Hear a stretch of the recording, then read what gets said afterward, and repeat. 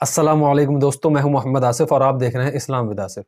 دوستو، دنیا میں انسان دو طرح کی زندگی جیا کرتے ہیں۔ ایک ہوتی ہے بہت زیادہ خوبصورت اور ایک ہوتی ہے بہت زیادہ تکلیف والی بدصورت زندگی،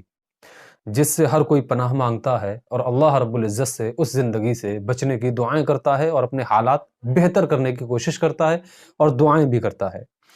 تو جب انسان بہت زیادہ خوشحال ہوتا ہے اور بہت زیادہ خوش ہوتا ہے تو ایسی حالت میں وہ زیادہ مغرور ہو جاتا ہے اور اس پر کوئی تکلیف نہیں آتی، کوئی پریشانی نہیں آتی، تو وہ پریشان لوگوں کا مذاق بناتا ہے۔ وہ اکثر یہ کہتا ہوا ملتا ہے کہ میرے بہت زیادہ مزے ہیں، اللہ رب العزت مجھ سے بہت راضی ہے، میرا کام چل رہا ہے، میں بہت خوشحال ہوں، مجھے منافع ہوتا ہے، میرے بچے کبھی بیمار نہیں ہوتے، مجھ پہ پریشانیاں نہیں آتی، میں عجیب عجیب بیماریوں میں مبتلا نہیں ہوتا۔ اور ایک ایسا شخص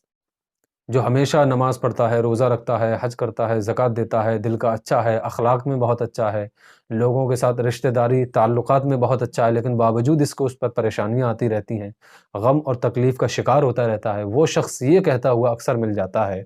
کہ اللہ رب العزت پتہ نہیں میرے ساتھ ایسا کیوں کرتا ہے۔ جو لوگ برے ہیں،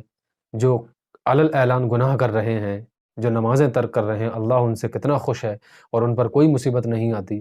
اس طرح کے دو شخص ہمیں ملتے ہیں زندگی میں۔ تو ایسے موقع پر دونوں سچویشن کو سمجھنے کے لیے صرف ایک قول امام جعفر صادق رضی اللہ تعالیٰ عنہ کا کافی ہے۔ امام جعفر صادق رضی اللہ تعالیٰ عنہ فرماتے ہیں، جب تو کسی پر ظلم کرے تو یہ یاد رکھ کہ وہ ظلم تیرے مال، تیری جان یا تیری اولاد میں سے کسی پر وہی ظلم لوٹایا جائے گا۔ یعنی ہم اگر کسی پر ظلم کرتے ہیں تو وہ ظلم کا بدلہ اللہ رب العزت یا تو ہماری جان سے لے گا یا ہمارے مال سے یا ہماری اولاد میں سے کسی سے۔ تو جو شخص یہ سمجھتا ہے کہ مجھ پر کوئی مصیبتیں نہیں آئیں،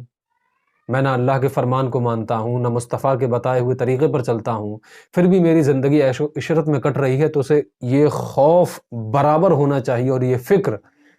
کہ میرے اوپر بھلے یہ پریشانیاں نہیں اتر رہی، ہو سکتا ہے کہ اس قول کے مطابق میری آنے والی نسلوں پر مصیبتیں نازل ہوں اور میری اولاد تنگ دستی اور بے روزگاری اور بہت مصیبت والی زندگی میں مبتلا ہو جائے۔ تو جو ایسا شخص ہے جس کے اوپر مصیبتیں نہیں آ رہی باوجود گناہوں کے، وہ شخص اس بات سے نصیحت حاصل کرے کہ تمہارے مال یا تمہاری جان یہ دونوں محفوظ ہیں۔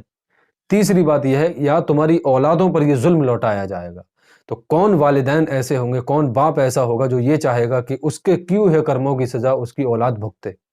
والد کا دل تو ایسا ہوتا ہے کہ خود بھوکا رہ کر اپنی اولاد کو کھلاتا ہے، اس کی تکلیف نہیں دیکھ سکتا۔ تو آپ تمام لوگ کیسے یہ تکلیف گوارا کر سکتے ہیں کہ آپ کے کیے ہوئے کرموں کی سزا آپ کی اولاد کو ملے؟ تو آپ کو اس وجہ سے توبہ کرنی چاہیے۔ اور جو لوگ برے حالات میں زندگی بسر کر رہے ہیں باوجود اس کے کہ وہ نیکوکار ہیں، متقی و پرہیزگار ہیں، نمازی ہیں، محمد مصطفیٰ صلی اللہ تعالیٰ علیہ وسلم کے بتائے ہوئے طور طریقوں پر چلتے ہیں، باوجود اس کے وہ مصیبتوں میں مبتلا ہیں، تو وہ یہ سوچ لیں، وہ یہ سمجھ لیں کہ ان کے آباء و اجداد نے کچھ ایسے کام کیے ہوں گے جن کی بنا پر ان کی جان مال محفوظ رہے یا نہیں بھی رہے، پھر بھی وہ بھرپائی کرنے کے لیے آپ پر، یعنی آپ ان کی اولاد ہیں تو آپ پر وہ گناہ، وہ مصیبتیں نازل ہو رہی ہیں، ان کا بدلہ لیا جا رہا ہے۔ اس قول کے مطابق کہ امام جعفر صادق رضی اللہ تعالیٰ عنہ فرماتے ہیں کہ تو کسی پر ظلم کرے گا تو یہ یاد رکھ کہ وہ ظلم تیری جان، تیرے مال یا تیری اولاد میں سے کسی پر لوٹایا جائے گا۔ تو ہمیں دونوں سچویشن میں اللہ کی شان میں نازیبا الفاظ استعمال نہ کر کے ہمیں اپنے پاسٹ پر غور و فکر کرنا ہے اور اللہ رب العزت سے معافی طلب کرنا ہے کہ میرے آباء و اجداد سے جو غلطیاں ہوئیں یا میرے پروردگار عالم ان غلطیوں کو معاف کر دے اور ان جو گناہ ہوئے ان گناہوں کو نیکیوں میں تبدیل فرما کر ان کی بخشش کر، اور ان کی وجہ سے یا میرے ہی کرموں کی وجہ سے دونوں باتیں شامل کر لے۔ جو گناہ، جو مصیبتیں مجھ پہ آ رہی ہیں، میرے مالک مولا درگزر کر دے، تو جانتا ہے میرے حالات، تو جانتا ہے میں کتنا گناہ گار ہوں، نیکوکار ہوں، سب تجھ پر آیا ہے، میرے مالک مجھ پر رحم کر۔ یہ سب سے بہترین طریقہ ہے۔ اور جو شخص بہت زیادہ خوشحال ہے وہ یہ دعا کرے کہ اے میرے پروردگار عالم، میں بہت خوشحال ہوں لیکن میں گناہ کرتا ہوں، تو جانتا ہے میرے سارے عیوب،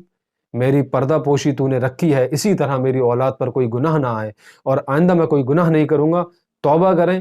انشاءاللہ تبارک و تعالیٰ آپ کی زندگی اور آپ کی آنے والی نسلوں کی زندگی بہت خوبصورت ہوگی۔ اسی پیغام کے ساتھ السلام علیکم، ملتے ہیں اگلے ویڈیو میں، تب تک کے لیے خدا